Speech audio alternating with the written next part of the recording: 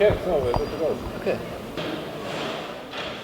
I mean, for example, one of the things I suggested was that instead of people funding projects to go into schools, and these schools then obviously get a free lecture or a free workshop or a free exhibition or something free, instead give the money to the schools and let the schools pay for what they want. What do they think will benefit their students? Because that way you have more of a free market approach. And those projects that are really good, those projects that really speak to students, those projects that really galvanize teenagers will be the projects that the schools will buy. So, transfer the money away from the grant donors into the schools.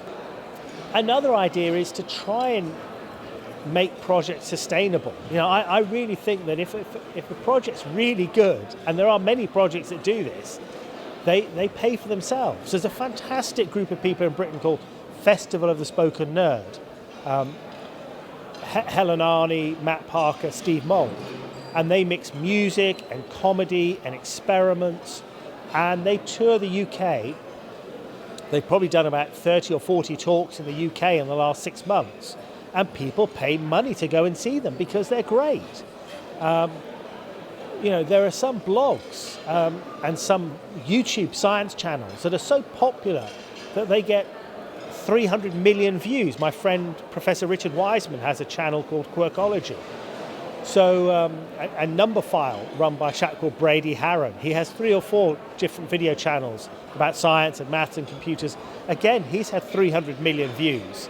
So I think that's a pretty good sign. If people are willing to pay money for your product, then I think you're doing a good job. Now, I don't think people do science communication to get rich. So it's not about the profit motive. It's about saying, well, that's a good indication that what I'm doing is the right thing. And I'm not saying that all science communication has to be profitable. But I think some of the best science communication actually is profitable.